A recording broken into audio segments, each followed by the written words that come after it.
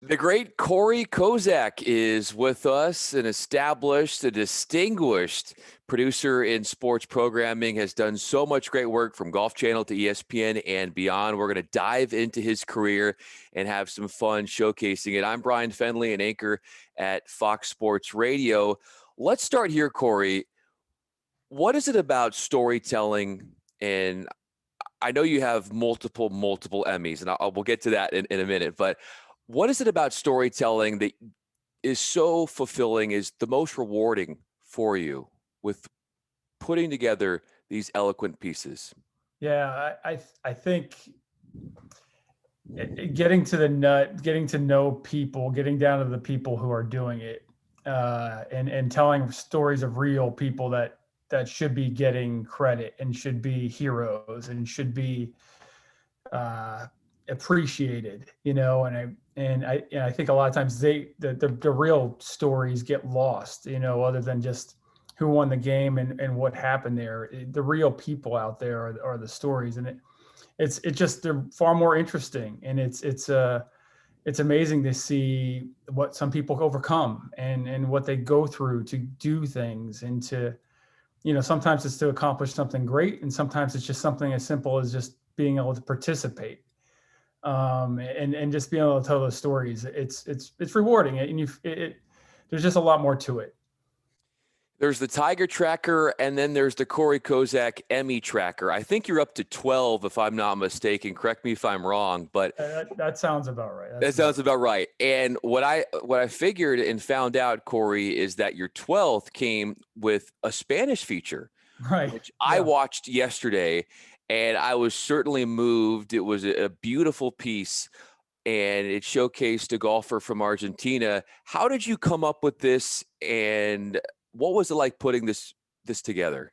I love talking about this story. I waited, I think, 4 years. We kind of sat on this one before we had the right funding and finances to do it. That's really what it came down to. The story was there, and we were ready to do it. It was something it was one of the first stories I saw when I got to Golf Channel, and I kind of waited a while, and then we were going to try to do it like 4 years ago, and we just didn't have the finances to make it great. The story's so cool.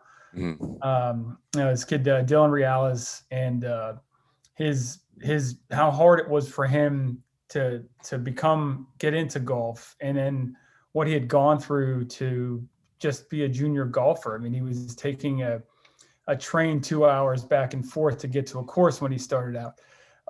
His grandfather made clubs for him and really taught him. And his grandfather wasn't a golfer necessarily. He just kind of did the best he could with him, to teach him. And then, the story evolved. So that was the initial story. So what you kind of got in the last story, and that's is really the evolution of this kid who had success, growing up from these homemade clubs and all that stuff. And then he's being approached by, basically an agent, more or less, to take him to a higher level that's going to pay for him. And he had to make a decision whether it was going to be his grandfather as his coach or this guy. And they wanted to cut his grandfather out. And he chose to stay with his grandfather. And so that became more of the story that we ended up telling, and also, you still got a good flavor of where he came from. And it was, it's no joke, the poverty he was kind of fighting through to do that. So yeah, that's how the story kind of evolved. And then, luckily, I had a producer, Yaron Discalo, Salco, and Yaron was able to produce with me on this thing. And he's got great vision, and it was awesome to work together with those guys. And Michael Sanabri was the editor, and Michael saves us because Michael speaks Spanish. So that was huge in making sure that we were doing everything the right way and all that. But yeah, this was like a passion project really in the end, because it was like, all right, are we going to finally get this? We got to do the story. We have to get it done right. And we finally did it in a way that we all felt really good about it. It was so well done, and I love the ending, just that ultimate showing of loyalty and faith for his grandfather. And how much those two and their relationship meant to each other. So there's so many other pieces that you've done that or tear jerking and very emotional. And I'm wondering, when you look back at so many of the pieces that you've done, what are some of the common themes that we will see from a Kory Kozak production? Are there signature things that we can see? Okay, that is what Kory is all about. Like from a constant showing of your work or features that we see from you that gives us an identity that, okay, that's definitely Kory right there at work, his masterpiece at work. Yeah, I mean, I think for me, it's really making them the star and making them look like stars, not just kind of. I love, and there's no right or wrong way to tell a story, in my opinion. You can do it, very straightforward. You can do it where it's all you're writing, almost an essay style is a great way to tell a story. Trackless, where there's no VO in there. There's no Tom Rinaldi in there pulling strings because he's great at it. But I like to kind of work in between. And also the way we shoot it will be, we want them to almost feel like a movie star, and I want them to feel and look great. And I want this to be visually appealing, but we always want to make sure that it's their story. And it's always come down to like, the focus is always on them. And that's the biggest thing is like, I think having it be visually appealing is so important because it has to match their story. One example I can give you, I did a story back at ESPN with this Norwegian runner who ran at SMU, and she was raped, and it's a powerful story, and it's kind of how she overcame that. And I reached out to her, and it was a pretty, as I said to her, I was like, I don't want your story just to disappear. Yeah. I don't want it to just be me and you sitting down for an interview, or me and you and Tom Rinaldi sitting down for an interview, and that's all you're going to get. It's going to be, for that moment, people are like, oh, wow, that's terrible. And wow, she's really great for overcoming this. And then 2 seconds later, they don't remember who you are. I was like, I want this thing to really be your story. I want to make this feel like you, and I want you to just be special because you've gone through so much and you're a really unique human being. Like, we have to do this different than any story that's ever been done like this, at least as far as I could tell, And so we had to kind of convince her to do some scenes that were just kind of crazy a little bit, like some of to show the insanity of what was going on with her. And she was all in, and it made for a really cool working process. And we're still friends, and we still trade emails, and she'll send me weird notes once in a while. But to have somebody that really bought in and then was able to actually really embrace the story and make it her own and go out there and use it as part of her, motivational speaking she'll do and things like that. She'll show the story. So that makes you feel good that you did it right. But you want that extra, we have the great story, and it looks as good as the story is. Yeah, no question. We're talking with one of the great storytellers in sports media, Kory Kozak, with Golf Channel, ESPN, and beyond. I'm Bryan Fenley, an anchor at Fox Sports Radio. You brought up Tom Rinaldi. There was another piece that you did with him. I think it was called The Finish Line, where you tracked a high school cross country coach and that story. I would love to hear the formation of what it took production wise to put that together, how the idea came to mind, and then how you executed all of that. Yeah, that's definitely a favorite. And I think it's cool because I hear people that I haven't seen or heard from a long time will bring that story up still, which is great. It was something we had to move on really quickly because the story had come out in just the local paper, and I was just kind of doing my thing, just looking for stories and just kind of scanning, websites and whatever. And I kind of stumbled on it, and I was like, man, this is pretty crazy if this is true. Is all this true? And I started reading more, and I I remember I moved, I think I read it, looked into it a little bit, and I was just basically sent it in. I was like, hey, we have to go do this now. And I sent it to, I think it was Victor Vitarelli was in charge, and it was either Victor or Craig Lazarus at ESPN. I was like, we got to go. And I was like, we got to bring Tom. This will be perfect for Rinaldi. He'll love it. So he and I went out there, I think pretty soon after that, the event had happened, where the girl ends up crawling across the finish line. And we Jim Tracy's the coach's name. And Jim was such a unique guy, because you got a guy his body's falling apart, and he was a marathon runner, and all of a sudden he's even having trouble walking from point A to point B. And he's teaching these kids, and he's tough, and he's a winning coach. He wins state championships, like, it's going out of style out there in cross country. And it was amazing to me that his team, these are high school girls, kind of could see what he was going through. They were smart enough, and it shows you how smart kids are, right? Then they observe everything, and they knew what was going on. They knew, time was ticking on their coach, and that really stuck in their minds. This he's not going to be around much longer, so we got to do this. It was an amazing bunch of kids. So we went out there, we did a round of interviews, kind of an initial deal, did some shooting with them a little bit, came back, and then I went back out, I think about a month later, just for specialty things with the kids. And because we knew we had like home video somewhat of the race, but only like really the beginning and the end, and in the middle is this murky part of, like, how are we going to tell the story? It's important. Like, these girls are, I think all the girls had like personal bests that day, and except for Holland Reynolds, who ends up crawling across, but she gets the win for them.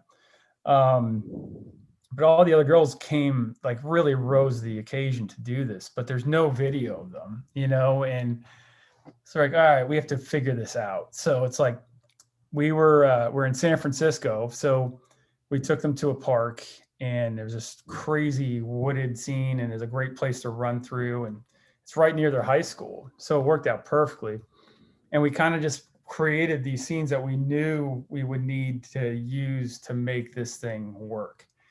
Because without that, I really don't know what we were going to do. It had been a lot of still photos. And so we wanted to make it better. So we incorporated still photos from the day and had them running behind them or into the scene or whatever it was, just to kind of, and we used the trees and the foliage and everything we could to kind of bring the story together, give you a sense of the fall, this girl's running, and anything we could do to kind of make this interesting. And then the second part, which was the hardest part, was we needed Jim we needed him to walk for us, and we needed him to do the best he could. And you're like, that was hard. Tom came out with us for the B-roll shoot, which he usually didn't, but he wanted to see how we were going to do it. Oh, okay. And he had a hard time as we were trying to get Jim to kind of do point A to point B walking. Like, we didn't have him walk long distances or anything. That was just high speed shots, but he'd go, like, have him walk like 10, 15 feet, but you get that on high speed, and you've got like 2 minutes of footage, and you can kind of play with it if he does it a couple of times, or he takes a couple more steps. You have a lot of stuff we could do. So Tom, we couldn't get Tom out of the way, because he always wanted to help Jim, because he was afraid Jim was going to fall. Jim was good. Like, Jim was fine, but Tom's such a good guy. He had a hard time, like, just trying to stay out and not to help him, So it was pretty crazy. In the end, we ended up getting what we needed out of everything. Actually, Holland Reynolds' mom put together a documentary that used some of our footage, like a full length, like an hour, like a year or two later, it was kind of cool to see. So that was kind of neat. Well, what an ultimate compliment that is. And for sure. I encourage everybody to check that out. Kory Kozak, The Finish Line, Tom Rinaldi, go on YouTube. It's out there. I've seen it. It's really a well-done piece. Taking this interview at a 180, I want to ask about your football career. So what was the tenacity like of you as a Rutgers football player? It's another life ago. That's what I was, yeah. It is, you're just, I was just thinking about it the other day because I've kind of gotten to the point now where I feel like I should start writing something down from that era, as to what it was like and what I went through and who I was back then, for my kids to know a little bit better and all that, because you're just different and you're so playing football in college, I think, or I'd imagine NFL is the same deal. It's a bipolar world. You are on the field, you're one way, and you're just kind of this. You're almost not human. You know what I mean? Because you're really just trying to get through people and around people and throw them off of you. And Sure. it's kind of crazy. And then off the field, you're a nice guy and you want to hang out and just talk. And it's just a weird. You live in this kind of weird personality world. I think it's strange, it was tough. I think for me, I had to, when I was going back to high school, I had to kind of find a way to not just be the nice guy, and I, went from having normal hair to all of a sudden I got like a flat top, and that kind of gave me a little edge, and you just, it was part of it. It was part of the process, and it definitely a different gear for sure. But there is something to be said, and there's a lot of cliche to it with athletes and things like that. But when you go through that and you play football, and it is, I don't know how much it's different now, how they practice and things like that. It's a lot safer. They don't beat the hell out of each other every day of their life and stuff like that. But it really has a boot camp feel to it a lot of times. And you really do put your body in really crazy positions, and you are, grinding it as hard as you can. And there is something in life to that. We're learning to how to push yourself that extra little bit, you know what I mean? And especially when I started in TV and doing documentaries or doing pieces and things like that and features, full lengths and stuff, there's a gear you have to hit that's relentless, like where sleep isn't really going to matter tonight, and I get that way, especially in the edit room. Like I'm the guy sitting in the back with the editor. The editors will be working on. I love working with editors because I like to collaborate. And you find some crazy ideas that way, especially when you've been working for 12, 15 hours in a row, and all of a sudden just something crazy hits you and you can create something. And I'm the guy sitting back there after 15 hours, and I haven't been on the keyboards or whatever. I'm just kind of firing out shot ideas and stuff like that off my list. I'm ready to keep going. I want to keep going. And I don't want to go home when we're really in a good groove. And sometimes I'll be like, oh yeah, I'm sorry. The editor's finished. And in my head, I'm like, I got to back off or I'm going to kill the guy. You know what I mean? But I think some of that comes from playing sports back in the day and not really having that option. And when you do have the go ability, you got to go. So that's kind of what I got out of that. You went 12 or 15 hours, but what I understand is that you're not ashamed to admit that in 1996, when you were a logger, you were working like 20 hours in a day. Oh, yeah. And so what was it about? That was sort of your early formative experience in the business.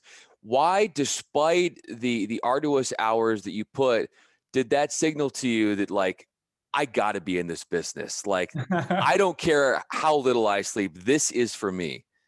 Yeah, it's funny. I think for me, I loved, that when I got to ESPN, and it was a crazy way to get there. Like I had gone through, I had a good job at the Asbury Park Press. I was like on a desk there, and I would do some agate editing, and I would do some copy editing. I'd go to write sometimes. It was a nice gig. And at that age, I was making a decent salary, and I was like, it just wasn't where I wanted to be, And I remember I'd be there late at night, the paper would be going to the press, and there's SportsCenter on TV. And it's like, it's the mid 90s, and you got like Kilborn's on overnight, and he's just, changing the game and all that stuff. And I'm like, everybody's watching this. They're going to watch this from now until 11 o'clock. They reran SportsCenter over and over again at that point. And I'm like, I'm sitting here until 3-4 o'clock in the morning at this place. And there's this tiny pocket of people who are going to read what I'm going to do tomorrow. And it was before really, internet's not a thing really yet, that with media yet, And And I'm like, man, I got to get to where everybody can see what I can do, and I'm going to be that. I want to be there. So I had no TV experience at all. So now I got to change gears. I get a job at the NBC Page program, basically giving tours, just to get in the building. Wow. So I lose the salary I'm making. And now I'm down to I think I was making about $10 an hour now. And I'm working in the city. So it's like, you've lost you're not making any money, you're just not making any money, but I had my foot in the door, and that's what mattered. So then I could kind of work my way through there, and kind of eventually worked in like Dick Ebersol's office as a page, basically answering phones. But that got me into the studio where I could work for like Costas, doing stats for Costas and those guys. There was like 10 of us in the back of the studio that used to watch games, and we would just have special notes for him when they'd come back to him. And that's kind of how I got into all this stuff. And then that got me to the Olympics, because they needed bodies to go to the Olympics. The Olympic job paid even less. So wow. I made like $6 an hour at the Olympics, and that was like 120 hours a week. Then after I'm done with that, I finally get in with ESPN, and that's $7.50 an hour to start. So now I've gone back. Now I'm making, I think, less than half of what I made as a newspaper desk guy. Now I'm making $7.50 an hour. It's a temporary job, so I could get fired any day. They didn't want me there. But there was something about it when you got there and you're doing all this stuff, and it's sports, and it wasn't like you were working. It never felt like you were working. You're watching NFL games, you're watching NBA games, you're logging NFL films. I mean, that was like fantasy camp for me. I'd sit there all day and watch that stuff. So yeah, I can type and watch it at the same time, So if that felt really good. And then after about a year or so, I started really paying attention to their features. And I had the opportunity. One great thing about the Olympics for me was I got to work on basically as like a PA and pull shots for features that overnight you'd be there at like 4:00 in the morning, and the producer would fire out like, I need a slow-mo shot of, Carl Lewis or whatever. Yeah. He needed, like the XCU right down his face, and he's around like, and I have to go find that and pull it for him. And so I learned about shots there and what good shots were and what were not good shots. And that was a huge deal for me, and how to tell the stories. So when I got there at that point, NFL Countdown was probably the bell cow of ESPN. Other than SportsCenter, NFL Countdown was really their king. And their features were really good. Like, they had some really talented people doing features at that point. And I was like, that's what I want to do. So I kind of would hang around those guys. I would just stay after work and just sit in their edits and probably bother the hell out of them. But I just sat there in the back corner, made comments, that I probably shouldn't have, but, and I would watch how they did it, Yeah. And it was people that were really talented people. Kevin Shaw's a producer director who was on that squad. Steph Drewley basically runs the whole NFL for ESPN now. A whole bunch of people like that. Michael Reisman, who's at PGA Tour Entertainment, he runs their feature group there. Bill Friedman, who does Big Ten Network, all those guys. And then there's a ton of ESPNers, that were doing them. So you had this amazing group of people that were so diverse in their storytelling, and I just loved it. I just loved it. I mean, I would have stayed 7 days a week. Didn't matter, That's where it was. Yeah, I mean, being around those minds probably was so beneficial to your own career, as you were able to soak all that up. And you speak about these features. There was a picture of you featured with Stuart Scott when you and him were younger. And when you transitioned to ESPN, I believe, if I'm not mistaken, you had a chance to work with Stuart and get to really know him. A man who's meant so much to this business and was a pioneer in so many ways and believed in himself. And certainly when he was getting his start, people were looking at his style like, we've never seen this before. And he kept firing through, and then people really fell in love with him. What's the most transcendent thing that Stuart ever said to you, or the impact that he leaves with you today? I mean, I think Stu, and I think any of those guys you talk to, especially, the anchors and things like that, and I think he really earned the respect that he got in the end. Like, I'm sure he was on the cusp of getting dropped. I'm sure back in the day they were discussing moving Stu somewhere else or letting him go. They were really having a hard time with the booyah. They're having time with like all that stuff because they felt like he was so different than what they had, and they were used to kind of the snark from like Keith and Dan, the great little one-liner, the kind of subtle stuff. And that was where they were at. And then you had Rich and Stu late, and they were really fighting for their identity, and Eisen had just come from Eisen was doing stand-up like in college and stuff like that. So Rich is trying to figure out how to get that in there and find that personality on air. Stu's really bringing a whole nother, just different aspect of things, like hip hop involved and like the rap community and dropping lines in there. And, let's face it, back then, especially, I mean, probably 80% of the viewers had no clue what he was talking about, especially early on, Yeah. And to Stu's credit, he kind of rounded out his game, and he found a way to really hammer home, like, that dude would throw in more stats and more information in his highlight reads than anybody ever. Like he had his shot sheets were crazy. Because he would just write a whole list of stats, and he tried to get as much as he could in every highlight. He was amazing with that.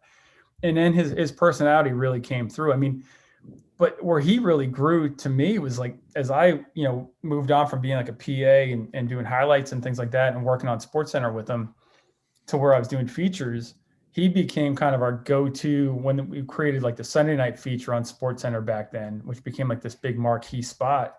We wanted Stu to do the lead-ins for that because he was given like so much to those. And he kind of got that these were really big productions and these meant something. And he would just do these amazing lead-ins. He wasn't just reading what we gave him. He was taking what we gave him and making it better. And, that meant a lot to us, and he, we hung out with him. That was like a picture you saw was like a going away party for a guy I mentioned before, Kevin Shaw. He was a really good producer and director. And that was Stu. He would show up to that stuff, even to have a beer or two. And he was just a great guy, really good guy.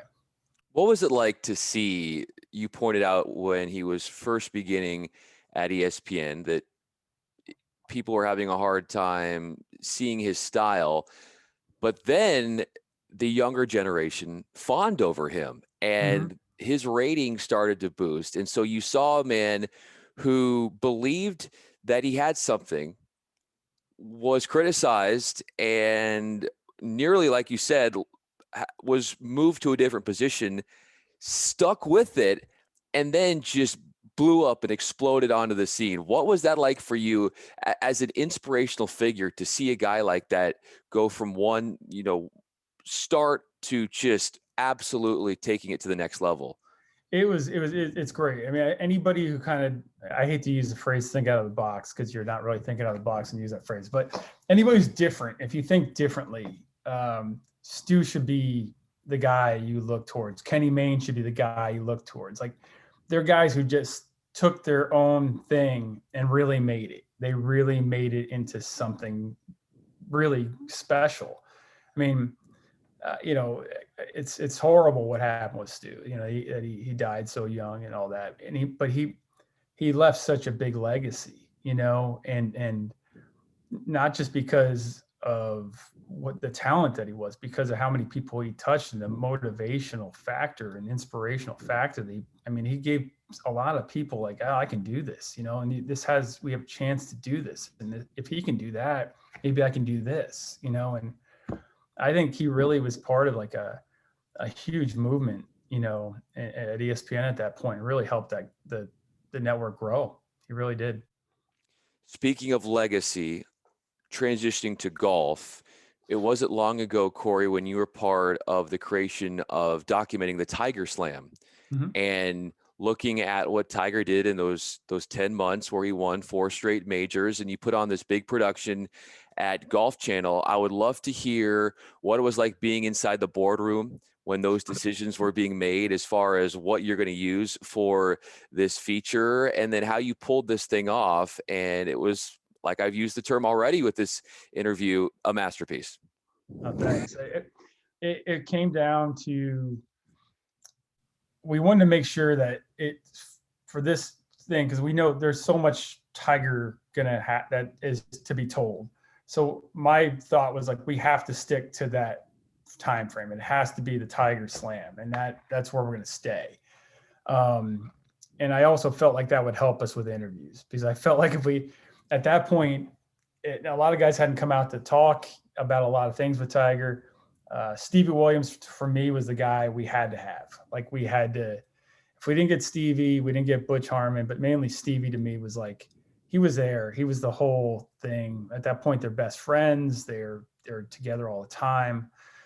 And everybody kind of Golf Channel was like, that's a great idea, but we can never get Stevie. He won't sit down for us. So I was like, that's awesome. That's a good start. We're killing it.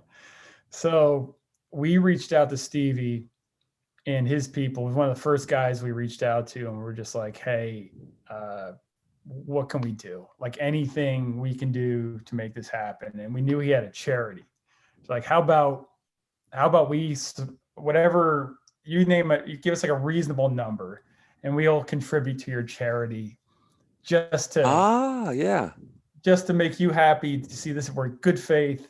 This is no BS, we're in for this thing. So that made Stevie happy. So he was, when we came, he was amazing.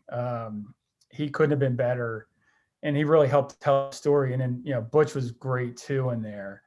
And, Rick Riley really came through, and Rick doesn't do a whole lot of that stuff. So that was a favor he did for me. Rick and I worked together a little bit at ESPN, and I helped him when he first got there, just trying to coach him through how to do the feature thing instead of just, because Rick Riley, we basically had been taking his articles and making them into features at ESPN for 10 years. Wow. So I think he was finally like, I got to get on there. And Rick's a great character, and he was everywhere back then.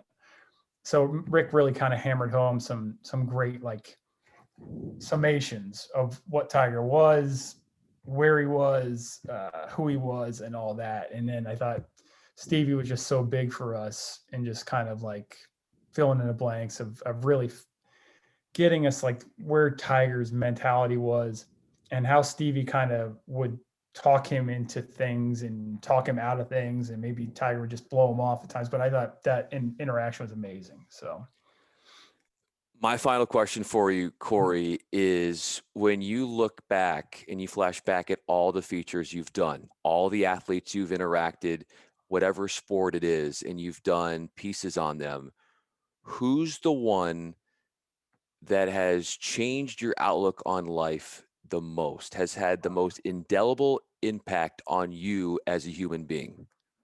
that's hard. I think I don't know if I can give it to one. Okay. I'll say this. This is probably the best way for me to say it. I think each one, I take something away from almost all of these, but I would say the ones that really have kind of got me were the Monica Cora. She's the runner. That story really was hard, because it changed how I looked at a lot of things, and opened my eyes to this unfair world that a lot of women live in, and how horrible that is. You just don't even think about anything like that, and just to be that strong and all that. You already mentioned Jim Tracy, that story, and that was a big one for, I think, Tom and myself, Rinaldi and myself. I think both of us for that one. We really, that one changed us a lot. It just was one of those stories. And then to know that, just knowing that Jim was dying, was really, it was amazing. Another thing I did with Tom that was an eye opener was we did the story on Andy Murray's hometown, Dunblane, Scotland, which was like Columbine before Columbine. And it actually changed all the gun laws over in the UK and all that stuff. But Andy Murray's school there was a person came in the school and killed 13 kindergarten kids. And Murray was in like third grade at that point. So he was in the school when this happened. And the school's like, this town's this beautiful picture, postcard, perfect little town in Scotland. It's just amazing. And after that, the whole place just kind of had this cloud over it. It's just not the same. I mean, everybody you talk to, it's just a sad thing. And their hope was that Andy Murray is from there, and had Murray become this champion, like wins Wimbledon, like it would just mean so much to everybody there. It takes they don't mention the murder first, they'll mention Andy Murray, and we don't become the mass shooting, mass murder town. We become Andy Murray's town. Yeah. So that was what it was about. And it was going to meet the people there. And the experience of putting that together, Rinaldi and I went over together, and we only had a couple days to do it. And the town does not want to talk about the shootings. They did not want to talk about it. So I was able to find a couple people who were involved, who were in the school. And that was enough for us to say, all right, let's go. And we can do a story with this, And we got over there, and we would just be in like it is a tiny little town. And we go into the pub, like first night we're there just to kind of, have a beer and check things out. And everybody's very cold to us. Like they knew why we're there. And they saw like our camera crew stuff, and they'd been burned so many times about the storytelling there and of what happened. And it just was really bad. So the next morning we had our first interview was next morning with, I think she was a nurse in the school. No, maybe gym teacher in the school. She was in the gym. She survived. She was shot and survived. We did the interview, and by the time we got, it was amazing, from her, how basically broken down where we did the interview with her and then headed back into town, word had spread that we were telling that we were decent people. Wow. We were trying to tell like a true story, and it was a positive story for the town. The whole place like changed for us. And all of a sudden people are coming out of their little storefronts and inviting us in and asking us and we like, it was surreal. And we had like the greatest next 2 days were just amazing I think we shot 13 interviews in 2 days, different location for everyone. Anything we wanted to do in the town, they'd let us. Murray's mom, who we couldn't even get a hold of, we were there, came into the town for us to interview her. Wow. Like she basically came and found us, and his aunt and uncle, I think, also were there. And it was wild, and everything just changed. And I remember, it was such a powerful story, and everything had just changed once they kind of saw that we were there to tell the story. The hardest part with that too was the children there. It's brutal. Are buried in the cemetery together, and it's set up like a school classroom. So you have the teacher who was killed like at the head of the class, and then the other kids are almost in this row. And people will bring toys to their graves, and they'll all this stuff. And you see that, and that'll change you. And it was really tough.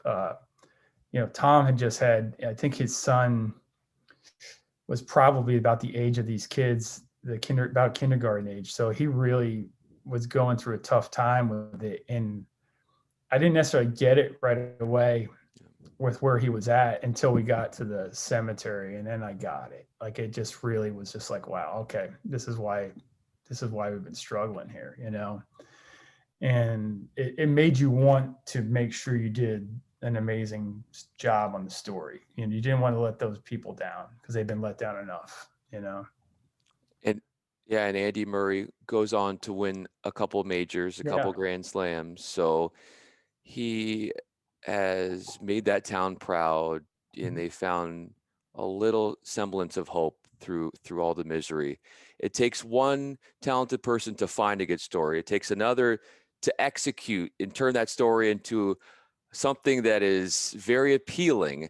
And so no wonder, Kory, you have double digits worth of Emmys. I'm so grateful to have you on and discuss your career. And it's one in which you've done so much, and so much is in your future, from ESPN to Golf Channel, so many other entities that you've been a part of. It has been a sure pleasure and an honor to have you on here. I'm Bryan Fenley, a national anchor for Fox Sports Radio. Look up to you and just really appreciate your time. This was a whole lot of fun. Thanks, man. It's been great. I really appreciate you having me.